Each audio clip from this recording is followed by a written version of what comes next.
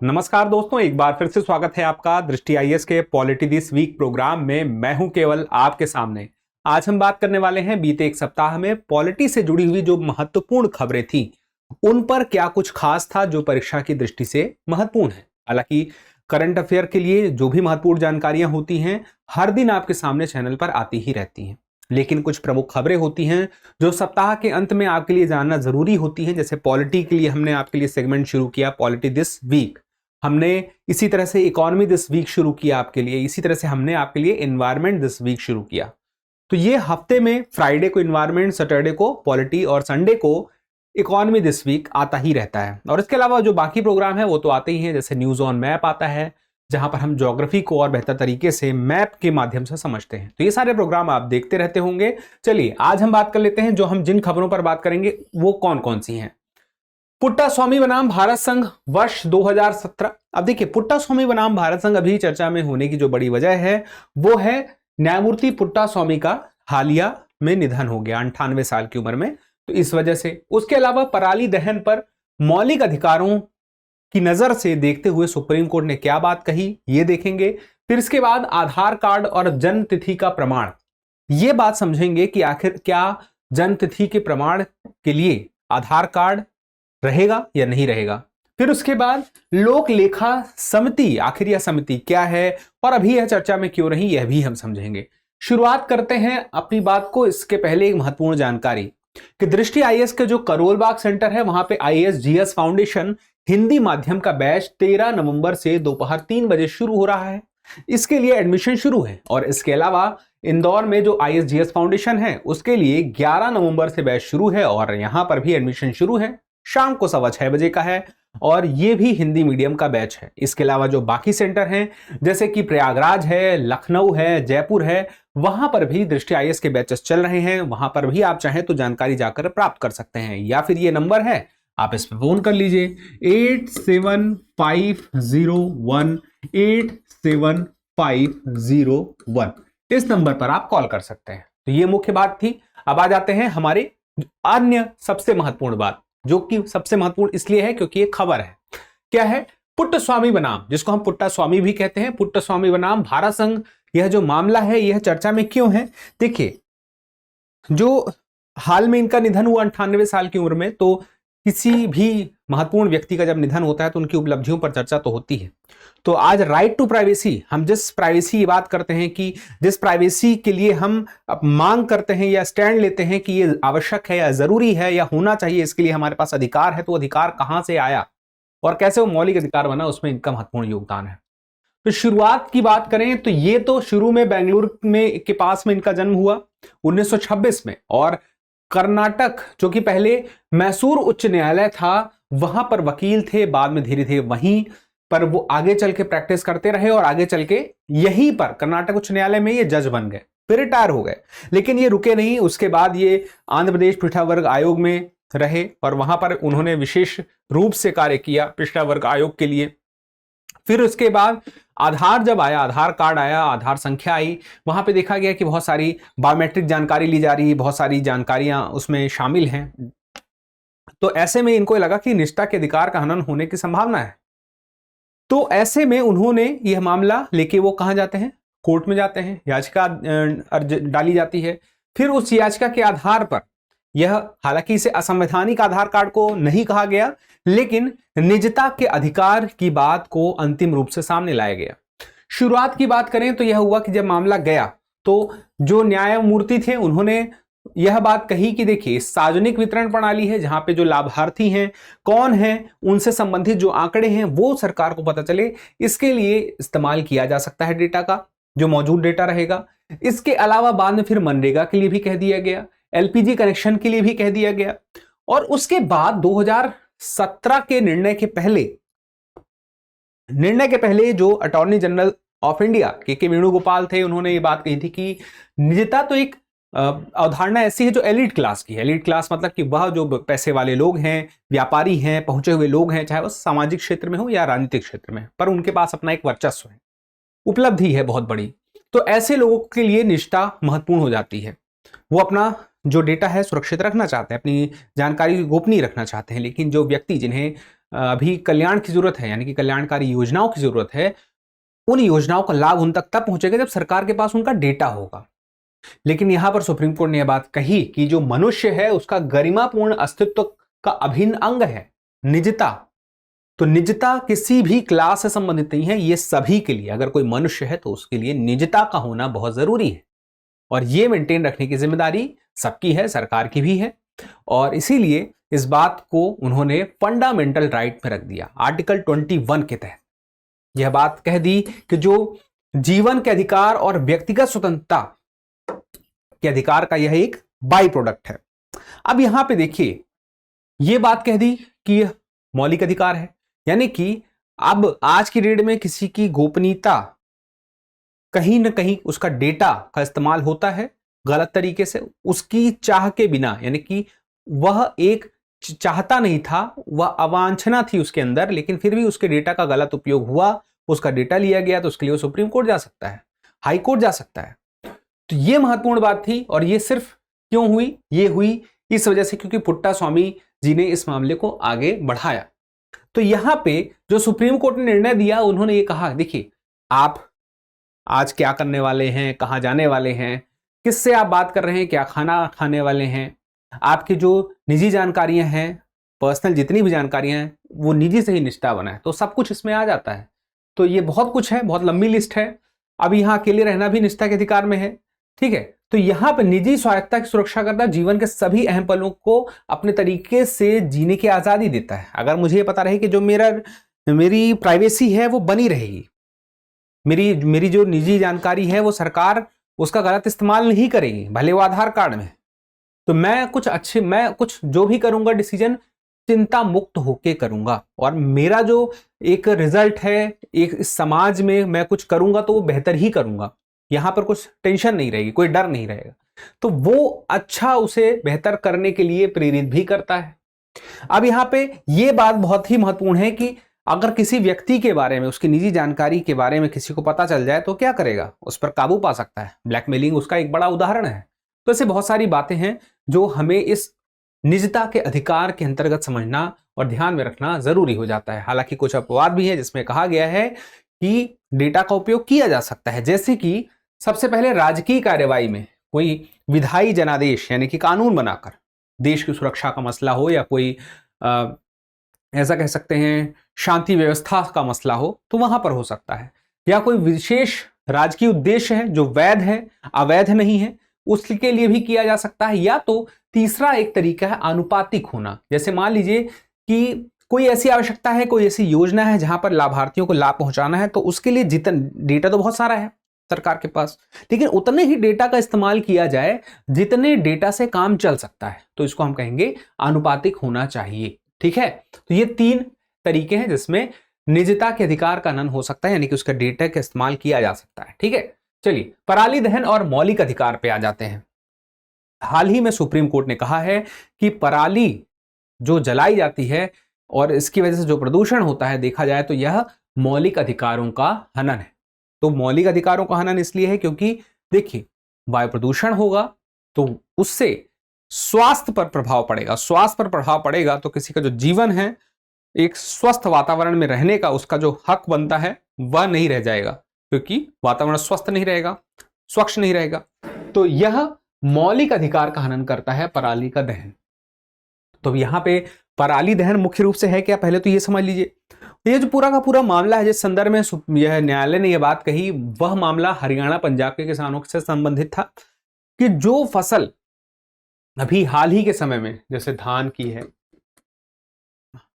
उसकी कटाई हुई, और अब चूंकि बहुत कम समय में गेहूं के लिए बुआई करनी होती है, इसी अक्टूबर और नवंबर के महीने में, तो गेहूं की बुआई बहुत जल्द से जल्द करनी होती है।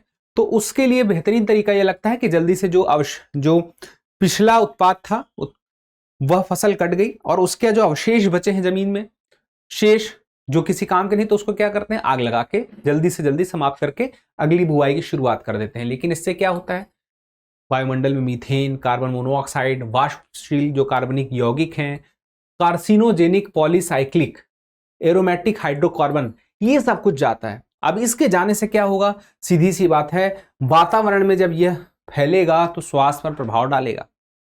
और इसी वजह से सारी सुप्रीम कोर्ट ने आगे की जो बातें कही जो मैंने आपसे बताई थी। लेकिन अब देखिए इससे कहीं ना कहीं नुकसान तो ये भी हो रहा है ना कि जो मिट्टी है वह जितना अच्छा उत्पादन कर सकती थी वह नहीं करेगी, क्योंकि उसके पोषक तत्व नष्ट हो रहे हैं। तो उपाय भी इसके बहुत सारे हैं, विकल्प हैं, जैसे कि पराली का स्वास्थ्य हानिक उपचार क्या है, जीरो टिलर मशीन के माध्यम से जो अवशेष है उसका प्रबंधन किया जा सकता है, या तो बायोडिकम्पोजर जैसे पूसा का बायोडिकम्पोजर है उसका इस्तेमाल किया जा सकता है, या फिर मवेशियों के चारे के रूप में चावल के भूसे का उपयोग किया जा सकता है। प्रौद्योगिकी के लिए जैसे एक टर्बो हैप्पी सीडर होता है, वो क्या करता है, जो पराली होती है, जो अवशेष होता है फसल का बचा हुआ जमीन में लगा रहता है, उसको जड़ से बाहर से निकाल सकता है, वो टर्बो हैप्पी सीडर कहलाता है, THS मशीन, उसका उपयोग किया जा सकता है, जिससे पराली जब रहेगी नहीं, जब टर्बो सीडर मशीन से तो जलाने की आवश्यकता ही नहीं रहेगी, और चूंकि वो जड़ से निकाला जा सकता है इसलिए महत्वपूर्ण हो जाता है। या फिर फसल पैटर्न में बदलाव, कुछ ऐसी फसलों का भी इस्तेमाल किया जा सकता है जहां पर जरूरत ही ना पड़े इस बात की कि अब कोई पराली है और उसे जलाना है। तो बहुत सारे उपाय भी हैं, लेकिन ये बात ध्यान रहे कि ये मामला कहां से कहां आया और पराली का मतलब क्या है, किससे संबंधित है, किस फसल के लिए यह किया जाता है मुख्य रूप से। अब आगे आ जाते हैं, आधार कार्ड पर सुप्रीम कोर्ट ने हाल ही में एक और महत्वपूर्ण बात कही है। महत्वपूर्ण बात यह कही है कि देखिए ऐसा है कि जो आधार कार्ड में डेट ऑफ बर्थ है उसे किसी के आयु का निर्धारण नहीं किया जा सकता। आयु के निर्धारण के लिए आधार कार्ड पर जो डेट ऑफ बर्थ है उसको हम आधार बना के नहीं रख सकते। स्कूल लिविंग सर्टिफिकेट को आधार बना सकते हैं लेकिन आधार कार्ड को नहीं, डेट ऑफ बर्थ के लिए, जन्म तिथि के लिए। तो उम्र का निर्धारण आधार कार्ड के आधार पर नहीं किया जा सकता है। आधार कार्ड इसके लिए वैध दस्तावेज नहीं है, स्कूल लिविंग सर्टिफिकेट है। ठीक है, सुप्रीम कोर्ट ने बात कही। तो आधार कार्ड है क्या, हमने कई बार चर्चा की है, लेकिन एक बार एक नजर में थोड़ा सा इसे देख लेते हैं, और विस्तार से बातें तो कई बार होती ही रहती हैं। देखिए आज भारत सरकार की ओर से क्या है, जो भारतीय विशिष्ट पहचान प्राधिकरण है उसके द्वारा 12 अंक की व्यक्तिगत पहचान संख्या दी जाती है। किसी व्यक्ति की पहचान यही 12 अंकों की एक संख्या होती है जो आधार कार्ड संख्या कहलाती है। ठीक है, अब यहां पर यह जनसांख्यिकी और बायोमेट्रिक जानकारी के आधार पर व्यक्तियों को पहचाना जाता है। अगर आपने आधार कार्ड बनाया हुआ तो आपको याद होगा कौन कौन सी बायोमेट्रिक जानकारी आपसे ली गई है। अब आप देखिए 6 महीने से लगातार कोई भारत में रह रहा है तो फिर वह किसी भी व्यक्ति को आधार कार्ड जारी किया जा सकता है, बशर्ते वह 18 सूचीबद्ध पहचानों में से एक पते का प्रमाण जमा कर दे। एक प्रमाण है पते के लिए, उसमें 18 प्रमाणों की बात की गई है, वो उनमें से कोई एक प्रमाण है। तो किसी विदेशी नागरिक को भी वह 6 माह से ज्यादा समय भारत में रह रहा है तो इसका लाभ मिल सकता है। तो ये बात बहुत ही महत्वपूर्ण हो जाती है। और आधार कार्ड का उपयोग आज के डेट में चाहे ड्राइविंग लाइसेंस बनाना हो, चाहे बैंक में खाता खुलवाना हो, चाहे आपको बहुत सारी सरकारी योजनाओं का लाभ लेना हो, गैर सेवा सरकारी सेवाओं का भी लाभ लेना हो, तो इसकी आवश्यकता पड़ जाती है। इंश्योरेंस के मामलों में भी बहुत जगह आधार कार्ड का लाभ लेना हो, बहुत जगह देखा जाए तो गाड़ी का रजिस्ट्रेशन कराना हो, वहां पर भी जरूरत पड़ जाती है। तो आज की डेट में बहुत सारे काम इस आधार कार्ड की वजह से, इनफैक्ट एग्जाम फॉर्म भरते हैं कहीं कहीं पे किसी जगह पे प्रवेश पत्र के साथ आधार कार्ड ही देखा जाता है आपकी पे, क्योंकि यह पहचान के रूप में है, यह पहचान पत्र के रूप में तो काम आएगा। लेकिन आधार कार्ड, सुप्रीम कोर्ट ने यह बात पहले भी तय कर दी थी कि नागरिकता और उसकी आयु का प्रमाण पत्र के रूप में काम नहीं आने वाला है। ठीक है, तो ये स्पष्ट बात है। चलिए अब ये हम आगे बढ़ते हैं और बात करते हैं लोक लेखा समिति की। लोक लेखा समिति अभी हाल ही में चर्चा में है। क्यों लोक लेखा समिति? पहली बात तो लोक लेखा समिति का संबंध सदन से है, सदन की समिति है, संसदीय समिति है। और चर्चा में ये इसलिए है क्योंकि लोक लेखा समिति ने अभी हाल ही में जो सेबी की प्रमुख है माधवीपुरी बुच, उन्हें बुलाया पूछताछ के लिए, लेकिन वो आई नहीं। लेकिन ये तो चलिए अलग बात है, लेकिन फिलहाल के लिए हम लोक लेखा समिति जो चर्चा में है, इसके कार्य क्या है, इसके अधिकार क्या है, कौन इसका प्रमुख होता है, ये सारी बातें समझ लेते हैं। तो लोक लेखा समिति जिसको हम बोलते हैं public accounts committee, PAC short में बोलते हैं, 1921 में भारत सरकार अधिनियम 1919 के माध्यम से गठित की गई और इसको मोंटफोर्ट सुधार के रूप से जाना जाता है, संसदीय समिति के रूप से जाना जाता था। और जो संसदीय नियम है कार्य संचालन के लोकसभा प्रक्रिया के, उसमें नियम 308 के तहत इसके बारे में, इसके गठन के बारे में मुख्य बातें बताई गई हैं जो हर साल इसका होता रहता है। और नियुक्ति समिति के अध्यक्ष की नियुक्ति लोकसभा अध्यक्ष द्वारा की जाती है। देखिए लोक लेखा समिति की नियुक्ति लोकसभा का अध्यक्ष तो करता है, लेकिन इसकी जो अध्यक्ष बनाया जाएगा, अमूमन क्या होता है, जो विपक्ष में कोई नेता होगा उसे ही लोक लेखा समिति का अध्यक्ष बनाया जाएगा। ऐसी परंपरा है, ठीक है। अब यह देखिए, ऐसे निर्णय ले सकती है जो सलाहकार प्रकृति के हैं, बाध्यकारी प्रकृति के निर्णय यह नहीं ले सकती। अब इसमें सदस्य कितने हैं? 22 सदस्य होते हैं लोक लेखा समिति में, जिसमें से 15 बात करें तो लोकसभा में है और बाकी के जो 7 हैं वो राज्यसभा से हैं। अब बात आ जाती है सबसे महत्वपूर्ण कि आखिर इसका काम क्या है। हमें काम भी जानना जरूरी है।